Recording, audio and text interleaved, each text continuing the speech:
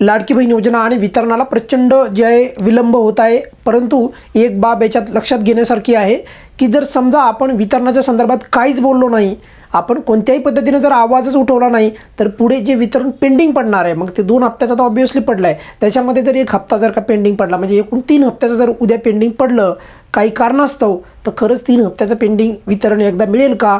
आणि जर काही लाभार्थ्यांना असं वाटत असेल की मिळेल, तर मग त्यांना मी असा प्रश्न विचारतो की जून जुलैपासून जे हप्ते पेंडिंग पडले होते, सप्टेंबरनंतर त्यांना वितरण चालू झालं, काहींना ऑक्टोबरमध्ये वितरण चालू झालं, तर त्यांना मधले जून जुलै ऑगस्ट आणि या 3 महिन्याचे एकंदरीत त्यांना पैसे मिळाले का? काहींना 4 महिन्याचे पैसे मिळाले का? उत्तर आहे नाही।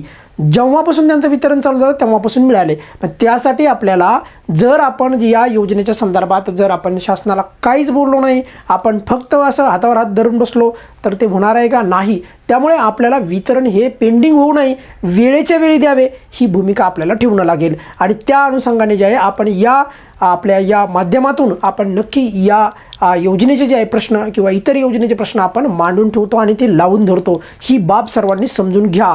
एक खूप महत्त्वाची अपडेट आहे आणि नेहमीप्रमाणे तुम्हाला खात्रीलायक अपडेट याव्यात यासाठी पण आपण एक अगदी प्रामाणिक प्रयत्न करीत असतो। सर्वात महत्त्वाचं म्हणजे तुम्ही एक अपडेट पाहिली असेल बघा की 40 लाख फॉर्म अपात्र होण्याचे संकेत आहेत, अशा प्रकारची अपडेट पुढे येत आहे।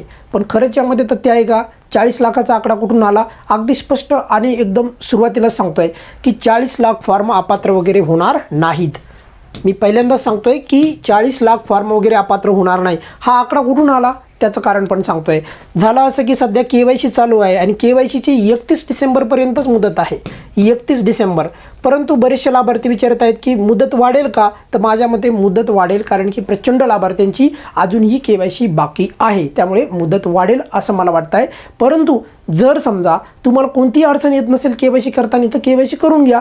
पण जर का काही लाभार्थ्यांना अडचण येत असेल, आता काही लाभार्थ्यांना तर KYC करताच येत नाही, तर त्या लाभार्थ्यांच्या बाबतीत पण मी सांगतो आणि ती त्या लाभार्थ्यांची चूक नाही, ती सरकारची चूक आहे। कसं ते पण सांगतो बघा।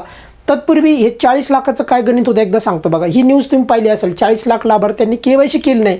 मग KYC केलं नाही म्हणजे लगेच ते अपात्र होणार का? तर उत्तर आहे नाही। त्यामुळे विनाकारण जे आहे याची तुम्हाला काळजी करायची गरज नाही आणि तुम्हाला कमीत कमी शब्दामध्ये या अपडेट कळाव्यात त्यासाठी आपण नेहमी जे आहे प्रयत्न करीत असतो बघा की खरंच जे आहे 40 लाख फॉर्म अपात्र होण्याचे संकेत आहेत का? कारण की 1,60,00,000 लाभार्थ्यांची जवळपास KYC झालेली आहे पूर्ण। परंतु यामध्ये पण काही असे लाभार्थी आहेत आता की लाभार्थ्यांची संख्या जर पाहिली आपण तर 2,30,00,000 ते 35,00,000च्या घरात आहे।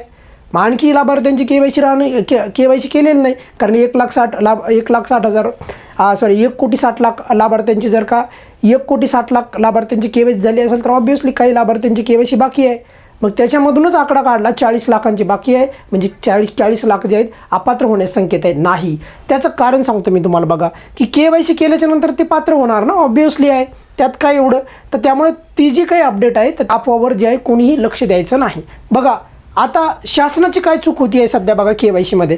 पती किंवा वडील बेपत्ता असल्यास KYC कशी करावी यावर अजूनही पोर्टलवर ऑप्शन उपलब्ध नाही। परित्यक्ता म्हणजे एकल महिला असेल तर त्या महिलेसाठी KYC कशी करायची, अजूनही वेबसाईटवर KYC करण्याचा या 2 बाबतीत अजूनही ऑप्शन उपलब्ध नाही। तिथे 3च ऑप्शन आहेत। पती हयात आहेत तर KYC करा, मग आधार नंबर मागितला जातो। मग पती किंवा वडील बेपत्ता असतील तर आधार नंबर मिळेल का? नाही। एकल महिला असेल तर त्या महिलेला त्या पतीचा आधार नंबर मिळेल का? नाही।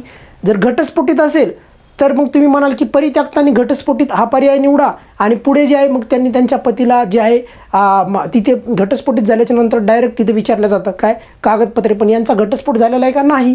मग त्यामुळे या 2 लाभार्थ्यांना खास करून KYCचा पर्याय उपलब्ध करून द्यावा।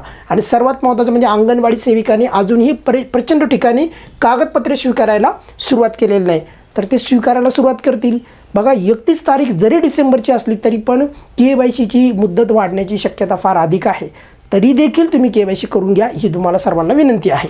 आता बघा काही मुद्दे बरेचसे लाभार्थी विचारत आहेत, नाही वितरण पुढे जाणार हे आता जवळपास स्पष्ट होत चाललं आहे। पण मात्र आपण असंच जर अपेक्षित ठेवलं पुढे जाणार तर पुढे जे पेंडिंग हप्ते पडणार ते एकत्रित मिळणार का? याच्या अगोदरचा जो काही मागचा जे काय आता जे काही हप्त्याचा जर आपण एकंदरीत विचार केला तर मागचे हप्ते मिळत नाही शक्यतो, आणि मिळाले तर त्याच्यातले 1-2 हप्ते मिळतील, ते पण खूप आपण मुद्दा लावून धरला तर। आता बघा डिसेंबरच्या 21 तारखेच्या नंतर अपेक्षित होतं मिळणं, पहिलं 3 तारखेच्या नंतर अपेक्षित होणं, असं पण नाही की आपण रँडमली या तारखा काढल्या नाही. 3 तारखेपर्यंत आचारसंहिता चालणार होती, 21 तारखेपर्यंत आचारसंहिता चालणार होती. आता नंतर ती 16 जानेवारीपर्यंत गेलेली आहे, जानेवारी 16. आता 16 जानेवारीपर्यंत जर आपण थांबलो 2026च्या पुढच्या महिन्याच्या, तर तुम्ही विचार करा त्यानंतर किती हप्ते पेंडिंग पडतील आपले. उत्तर आहे 3. आता हे 3 हप्ते खरंच एकत्रित मिळतील का? तुम्हाला वाटत असेल तर मला तर नाही वाटत की एकत्रित ते हप्ते मिळतील.